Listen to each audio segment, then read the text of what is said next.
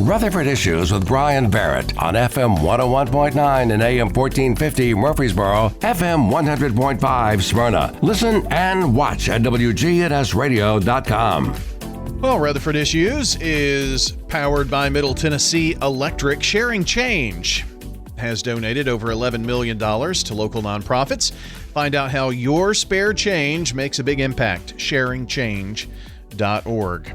Well, speaking of big impacts, our friends from the Child Advocacy Center are here.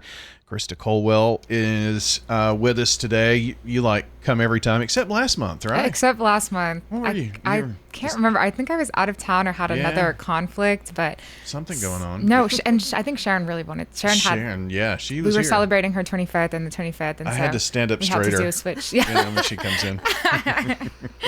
But and now you have brought in someone who's been with us before, but not in a while, and Presley is just laying out today. Right? Yeah, no, she's just slacking like always. Presley's probably asleep right now. No, I brought Elizabeth, one of our forensic interviewers. How are you? Great. We were just talking about how you check the weather often, so on your phone. So. But good to have you with us today. How long have you been at the CAC? It was 7 years in July. 7 years. Yes. Wow. So you're kind of getting up there. It's not sharing numbers, but I mean, not sharing numbers, but pretty good. Yeah. Such a tough job you have. We're going to talk a little bit about some of that, but maybe some thoughts on your 25th anniversary. It's been a big month and celebrated 2 weeks ago? Was it 2 weeks ago? Something just about, like that. Yeah.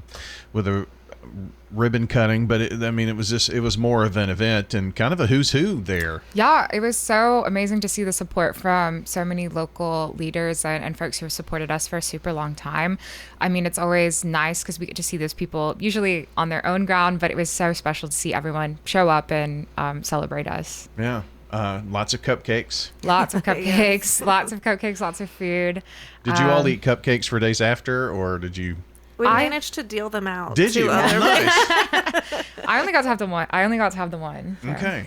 Well, I noticed that there were hundreds there and people saying, you know what, would you like a cupcake? I don't know. I got offered a cupcake like 10 times. So, but it was wonderful just to see all the people there and the people wanting to support and things like that. So, Elizabeth, it probably at least lets you feel some gratitude to know that the community is behind what the CAC is doing. Very much so, because we are a job that's kind of like behind the scenes a lot of the time. Yeah. So just being able to see that there are people out there who are supporting us and loving on us is always really nice. To be in the forefront sometimes is an uncomfortable place. Yes, it is. But especially if you spend your time trying to not be. But right. There are times, and this obviously is one of those.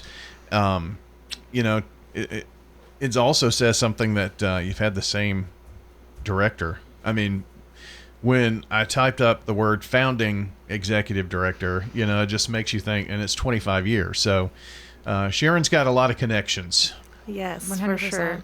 Yeah, she knows where everything is hidden, doesn't she? Yeah. What rocks to turn over and things like that. So, that takes us to Karista. You kind of help put on events and things like that. I don't know about this. Was not necessarily a fundraising event, but I'm sure your hand was all over it. It was a group effort, like always. But yeah, the events and opportunities for the community to come together.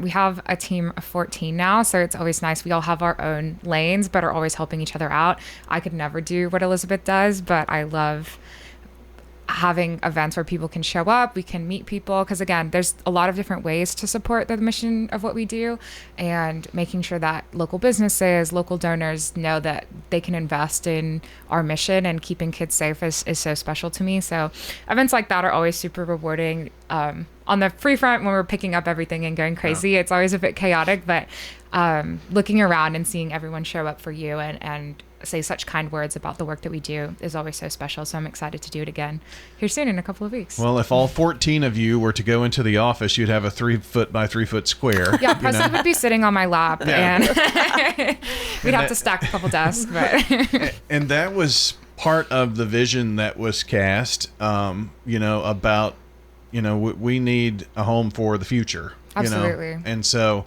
I know our next event is going to help with that and the events that you do going forward. So hopefully some big, exciting news in the next months, years ahead for the CAC. But tell us about Light Up the Night. Yeah, Light Up the Night is our end of summer. I know that's so sad for me to be saying. End of summer party at Oakland's Mansion. And it's one of our fundraisers that helps tremendously with our operating costs.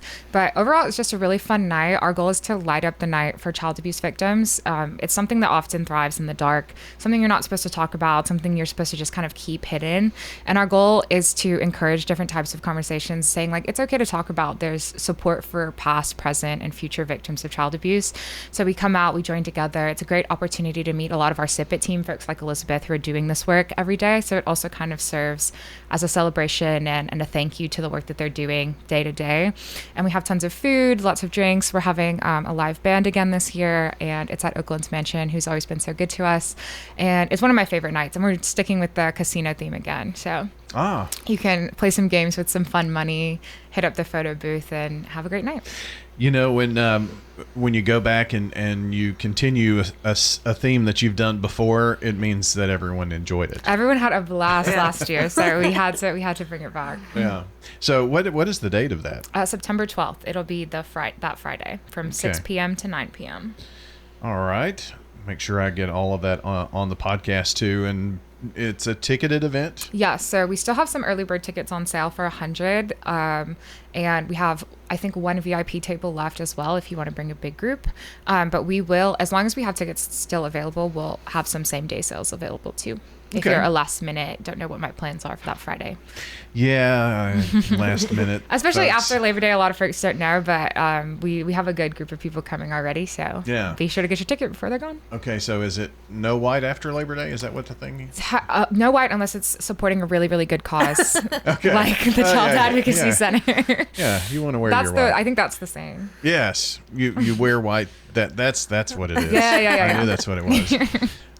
Not that I'm a fashionista or anything, but Elizabeth, the work that you do as an interviewer, I know we talked about this, I guess, the last time you were here, but how do you compartmentalize those things? I mean, so like I said, I've been doing it for 7 years. I probably should have like a better answer for this, but really, I'm just really good at kind of like leaving it at the office, leaving it when I step out of the room with that kid. I do have 2 children of my own, and if I sat and just, thought about everything that I had heard, my kids would literally live in a bubble and never go anywhere.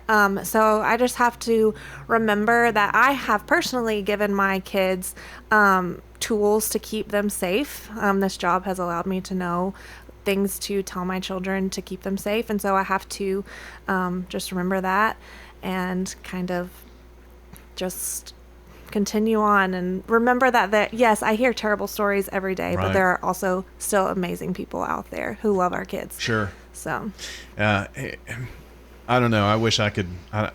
It's a superpower, I'm telling you, to be able to leave your work. I mean, because this business, your work is really never finished. Your to-do list always has something else on it. Right. You know what I mean?